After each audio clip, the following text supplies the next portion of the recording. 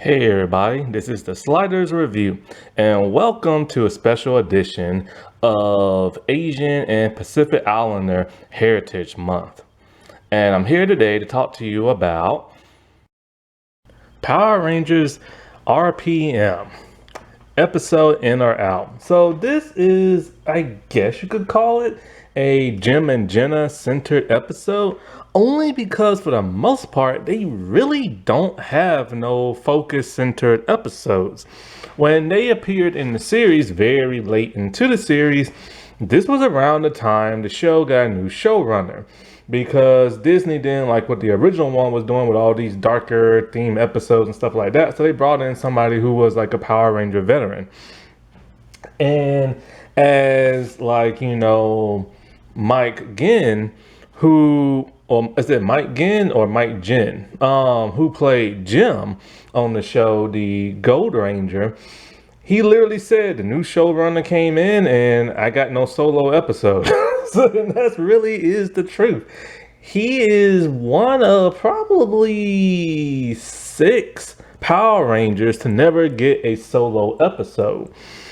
Because the most famous ones to never get a solo episode are, of course, the Alien Rangers and stuff. And Adele Sestra kind of had a solo episode, but like for the most part, he really didn't get one. Gemma kinda got one in one episode, but it was mostly a Flynn centered episode. It starts off with her and she helps out a lot, but it's mostly a Flynn type episode, Blue Ranger. And so even though she had a solo episode, it was combined with his. And that's just not cool and stuff. And so, but for the most part, I guess this can be considered their, combo solo episode for the most part.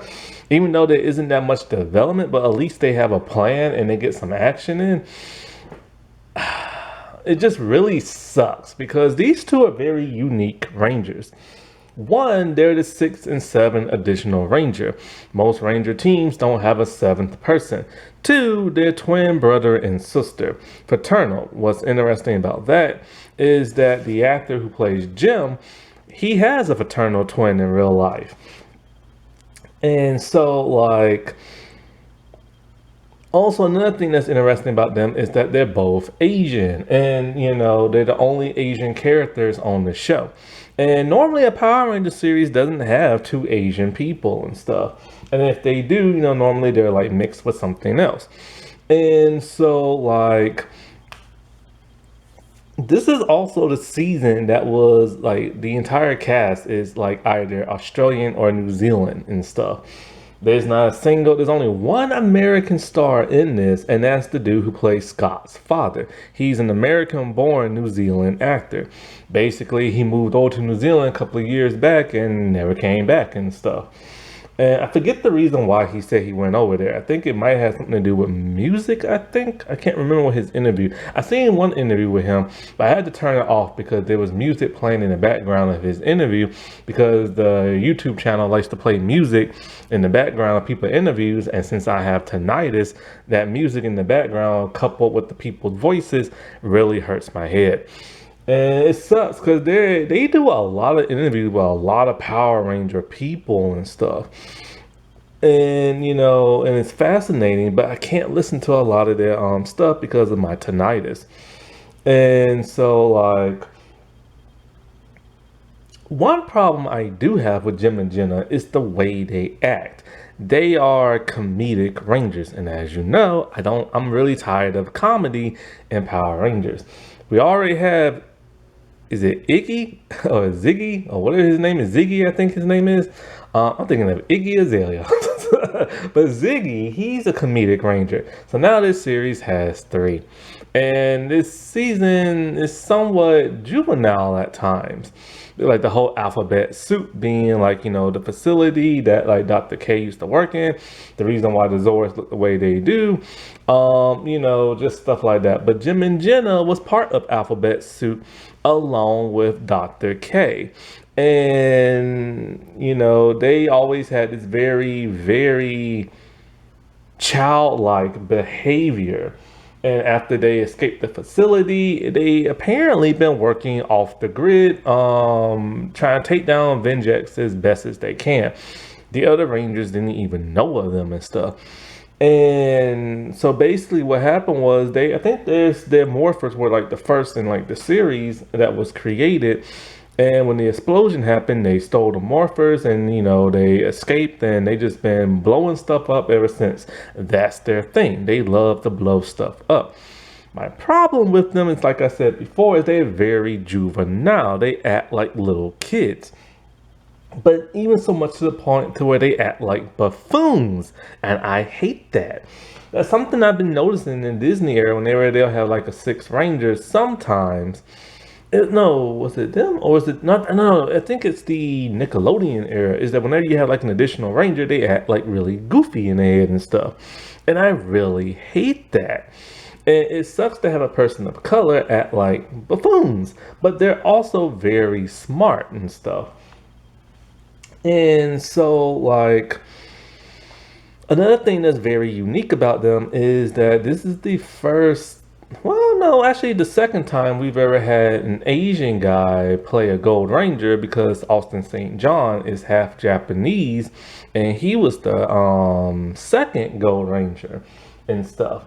But this dude is like full on like Asian, and like I think of Chinese descent, I think, and he is like a Gold Ranger. But the actress who plays Gemma, she is the very first Asian Silver Ranger and the very first female Silver Ranger. So that's like really cool and stuff.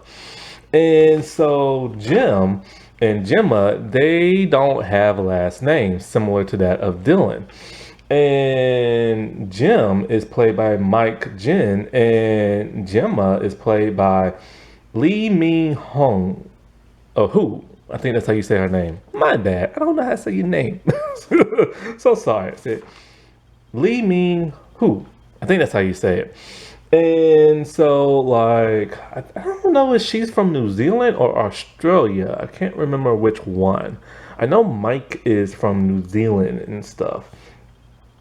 And Jim hasn't been seen since RPM, but Gemma has in Ninja Steel during that Ranger reunion special. And so basically, they have informed Dr. K that, you're a little too stiff and unemotional and everything. See, the thing about Dr. K is that, like, when she was in Alphabet Soup, they used her to make all kind of like, weapons of like mass destruction and this and that. And other type of like, big time, like, electronic type stuff, and she just wanted to go outside and play. So she created the Vengex virus, which she never was able to encrypt it with like a kind of like a safe mode type thing, or like a whatever that thing is called, that like a safety measure type thing. And of course Vengeance took over the world, and now there's only one city left, the city of Corinth and everything. And so it's all her fault. She destroyed everything. And so because of that, she doesn't like to get attached to people. She keeps everything as professional as she can and doesn't try to like, have those personal attachments, which is why she called all the Power Rangers by their Power Ranger color, not that of their name, and never gives them compliments. So they have informed her that. So out of the blue, she starts to act a little human. She gives compliments to everybody, and she calls them by their names, and then she gives them a hug, which is completely throwing them off. But when it comes to Ziggy, she doesn't do none of that. No hug, no first name, and no compliment, which really bugs the crap out of him. And he just like complains about it the entire episode. And it gets very annoying because he won't shut up about it. And I really wish he would shut. I don't like Ziggy, whatever his name is, at all. Period. But anyway, here comes the monsters. The monsters, they need this dome taken down. So Tanaya, Seven, she realizes, okay, humans need oxygen to breathe. And since they're in a dome, they have artificial oxygen and everything. So if they can take out the oxygen machine, then, they will suffocate. So this is what they're trying to take down. And so they managed to mess up the machinery and everything. Well, Scott's father and everything, he has his own plan of what he needs to do and stuff. But Jim and Jenna, they said, yo, let's just take the fight to them. Let's start blowing some of that stuff up. And they argue back and forth with like the commander and everything. Scott actually agrees with them. It's time to start taking the fight to them. But his dad does not want to and wants to play it safe, because if this city falls, then that is the last human city, period, because all the other humans have been turned into machines and it's a wasteland out there. So they're gonna put up like the last barrier and stuff and keep all the bad guys out and all this other stuff as they try to repair the system. Well, Jim and Jenna is all like, yo, we'll just do our thing on our own and blah blah blah blah blah and stuff like that. And so he just lets them go off and do their thing. So they're back out in the wasteland. Scott, he feels like they need not only backup, but we should agree to their plan instead of trying to seal everything off. So when the barrier is about to go up, he slides underneath. And this is really something that, the other Rangers should have considered. They just can't cower inside a dome. The bad guys are out there, and eventually they will bring it down. At some point, they could always get back inside, because they always do. And they could try to, take out their food supply or their water and stuff. And so Scott, who's trying to help them, he realizes they're a bit impulsive and everything, especially Jenna. Now, one thing about Jim and Jenna is that they like to talk in unison. They like to finish each other's sentences. They're very hyper, they're very excited, and they always smile.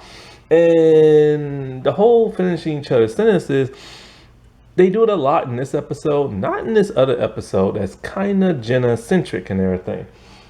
And so, like, but Scott is realizing, dude, these people are insane. Like, when he's trying to give her a plan of attack, she's just like, no, let's just go in there and like fight and everything. And so she's extremely like impulsive.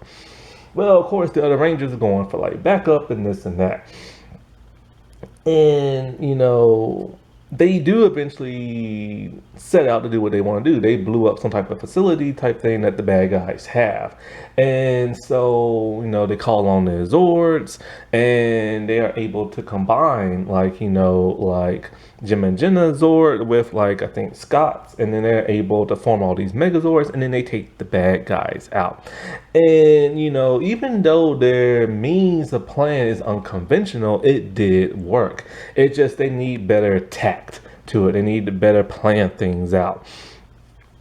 And of course, it ends with Dr. K, like, giving them more like encouragement and calling them by their names. No hugs, but of course, when it comes to Ziggy, she's unable to do it because, oh no, there's another attack and everything. Now, when it comes to Jim and Jenna, there's an episode where Jenna has like a diary where she likes to observe all the other Rangers and stuff.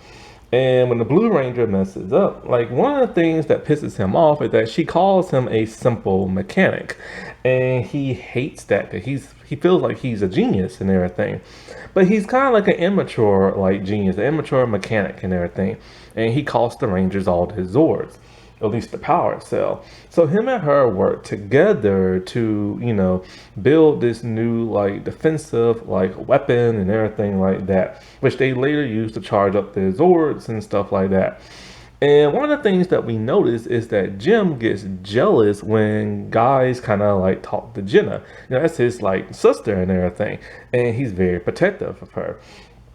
So her and the Blue Ranger start to talk a little bit more, and you can tell he gets a little jealous and stuff. Like the whole brotherly, like, leave my sister alone type thing, And so, but that's the most part when it comes to them. And of course, they do help take down the bad guy towards the end of like, the finale and stuff. Now, when we see Jenna later on in Dimensions in Danger, or Dangers and something in Ninja Steel, her her juvenile personality seems to have faded away. And like, you know, she's a bit more mature and everything. And in this episode, like when Scott tries to break them up and separate them so that Jim can fight the soldiers and him and Jenna can blow up whatever they have to blow up, they don't want to do that because they all like, you know, we always do everything together and they've never been separated and stuff. And so this was kind of a good like test for them to be separated and do their own thing. Happy Asian and Pacific Islander month, everybody. Alrighty, well, I'll talk to y'all later. Bye.